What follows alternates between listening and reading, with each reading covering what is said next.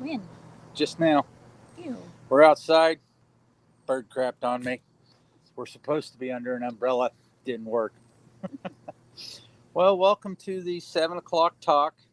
And tonight we're going to talk about the cholesterol paradox because, oh Lord, how many of our patients come in on cholesterol meds?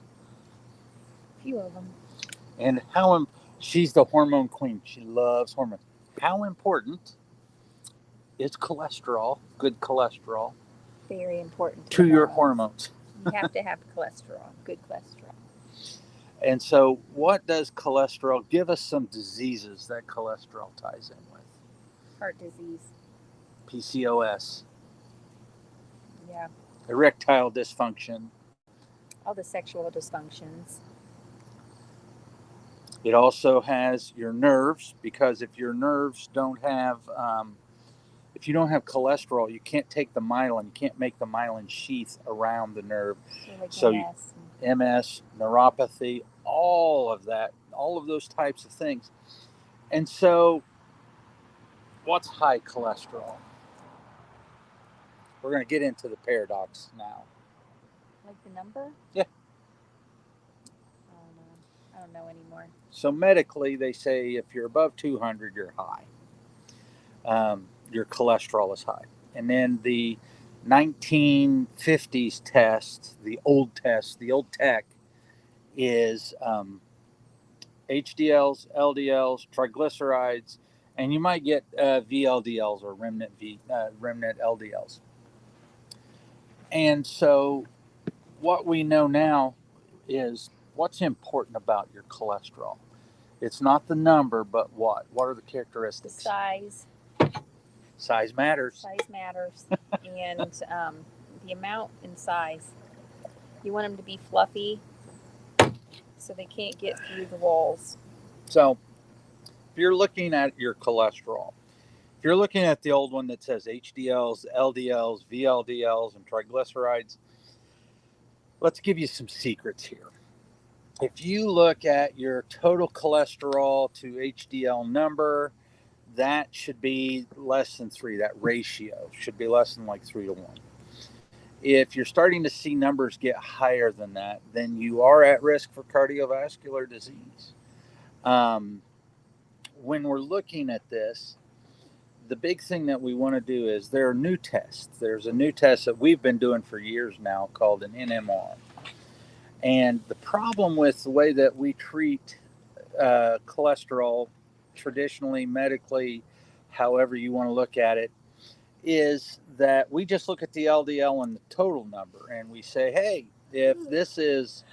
if your number's above 200, we need to give you a statin, and we cut it out. And that's actually not true, because you've heard me reference the blue zones before. So if you look at the blue zones, typically their cholesterols are higher than 200. A lot of them are higher than 250. But the difference is the LDL is this big, fluffy, buoyant type, and there aren't a lot of them. So if you think of Gracie's created a noisemaker. She's throwing the ball with the dog, and the dog goes ballistic on the ball. So anyway, if you look at these LDLs and you think of your blood vessel as a straw, you don't want to have a lot of particles in the straw. If you're drinking a slushy and it's real thick, what happens when you try to suck it through the straw? Can't do it. Yeah. Suck, but nothing happens. Can't get it up. And so you can't have a large number of these particles. The other thing is when you look at a blood vessel, let's take my pen and let's say that my pen was hollow. And so if my pen was hollow, and there's 2 layers to this pen, and there's one layer that is the inside, the intima layer, and that has little gaps in it. And if you have these real small, hard, dense LDLs, it goes into that layer, and then it starts to create a Foam cell. foam cell. And that starts to obstruct the blood vessel. And when that obstructs the blood vessel, blood pressure goes high. So, how is cholesterol related to blood pressure?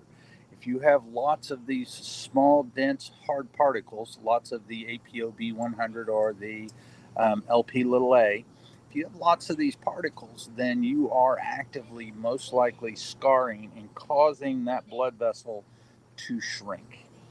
Hardens your arteries, and then your heart has to pump harder to get the blood through it. Yep. And we typically start to see that in people who have what we call systolic hypertension. So if your top number is above 120, then you're starting to get what is called systolic hypertension. And that's usually occurs before the age of 50. That's the worst sign prior to age 50, but after age 50, then you should really be concerned with your diastolic pressures. And your diastolic is what we normally say is 80. And that's your resting heart rate.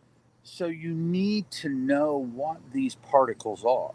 And then once you know what the particles are, then you can start to do something about it.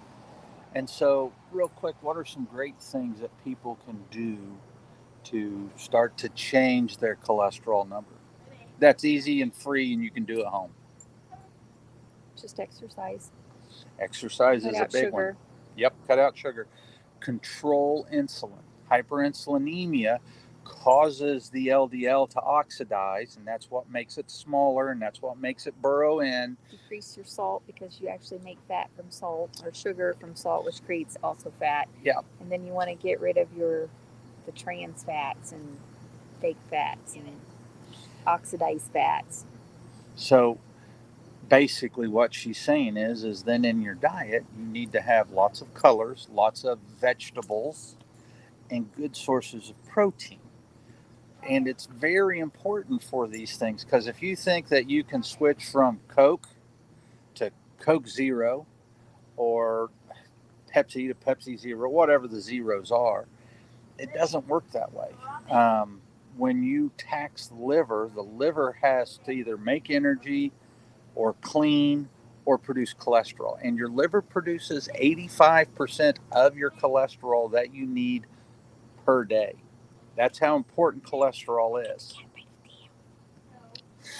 And so, free, easy ways. I should make a guide and just have people download the guide. The cat wants to play ball. Oh, I'm sure if that cat got a hold of that tennis ball with the dog, not going to end well. Anyway, so if you want to control insulin, one of the ways to control insulin is to get a good night's sleep. When you get 8 hours of sleep consistently for 2 to 3 nights in a row, let's qualify that a little bit. So I say 8 hours of sleep. You really need to be going to bed earlier and getting up without an alarm clock. And when you get up without the alarm clock, you should feel good and rested. If you do that 2, 3, 4 nights in a row, you resensitize your cells to insulin threefold. That's on par with metformin. So you don't have to take a drug. You don't have to take a drug. You don't have to do all that stuff that causes other issues. Your foods, we've already talked about those foods. Greens, reds, yellows, all of that stuff. Don't have your community stress you out, because if you're stressed, you raise cortisol. If you raise cortisol, you eventually raise blood sugar and insulin. And then if you have all of these things in check and under control, then that's when you start to see somebody like us and you start to resensitize yourselves to insulin. You start to get that good cortisol curve.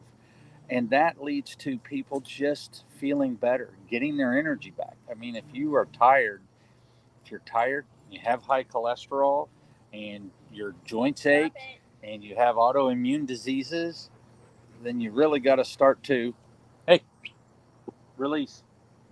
Why did she drop it so easy for you? And then she picks it back up again. Drop it. So anyway, that all leads into each other. And that's what leads to high cholesterol is a symptom of a bigger problem, typically. Hormones off PCOS, all of these things interrelate. And that's when you have to start to, her book that she's studying for the advanced A4M for hormones and stuff like that, and cholesterol was one of the first chapters, and they talked about this stuff. But they talk about the tsunami. If you've had health crises, your ability to reverse all the damage decreases. The best time to start to get on that is when you start to see the little indicators. Is your blood pressure off? Or is your diet horrible? If your diet's horrible, we can get you hooked up with some health coaches and get that stuff straightened out and start to really change those things. But the paradox in cholesterol is if you have healthy cholesterol, the higher your cholesterol, the longer you live. And you can look at that. You can look that up in the National Institutes of Health. You can look that up in the Blue Zones book. You can look that up everywhere. Any place that starts to actually dig into the cholesterol issue will tell you that there is a discordant. So when you start to read the discordant part of it, they're saying, oh, these people that have these LDLs that are large, above 2100 nanometers or whatever, don't worry, there's no quiz on this. But if they're larger than that and their number is less than the other number, then you're going to live a very long, happy, healthy life. At least cholesterol is not going to take you out, so it's probably not going to be cardiovascular disease. And that's the thing that we have to start to figure out as Americans, is that how can we start to change these things so that when our cholesterol is high, it's in a good pattern. And that's what you need to know. So it's all about the pattern. And so, great things. Talk to your doctor and have your doctor do an NMR. Have your doctor do an LPP. If your doctor doesn't know what those are, Call us, we can help. call us, we can help, because your doctor's not keeping up with the latest research. He doesn't know what the latest things are. And I'm not faulting the doctor, and I'm not calling a medical doctor ignorant or anything like that. They're busy. They take care of life and death. They don't take care of optimal health. That's what we do. There are some medical doctors out there starting to change, but all in all, they don't know what an LPP is. They don't know what an NMR is. And those are the numbers that are important. Those are the numbers that you have to know. And just to let you know, the LPP test now has become so prevalent that if you want to stratify your risk, this gives us homocysteine, this gives us insulin, it gives us all the types of LDLs, and it's what, $300, $315? Yeah, and it gives us extras to already homocysteine and Yes, insulin. So she draws the blood. And actually, talking about risk, so they, MDs usually score you on 5 different things, which scores you on the risk of cardiovascular disease, none of which actually matter. So you can actually score a 0 on all that risk. And most people, I think they said 50% of the people in the hospital with an event had 0 risk. 75% of those had normal cholesterol levels, or like not high risk cholesterol levels. We all know the people that, I just got checked out by the doctor and I'm doing great. My cholesterol's great. My artery calcium score is fabulous. And then they have a heart attack. And then they have a heart attack in the parking lot, because it's not the number. That's the thing that we all need to understand and ask more of our doctors. If your cholesterol is high, you don't necessarily want to run to a cholesterol med, because if they're big and fluffy, they don't put you at a greater risk. You want them to be big and fluffy. That's why that's the paradox. And we have seen there are a few MDs that actually go one step further and do another test and realize that those are fluffy and they don't put you on meds, which kudos to those docs. Yeah. And that's, I mean,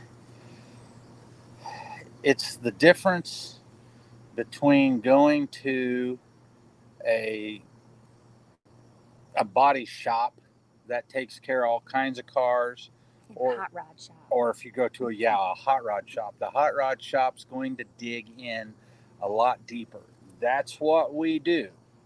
We dig in a lot deeper, and if you want to do the test with us, great. We'll give you the results and you can discuss them with your physician.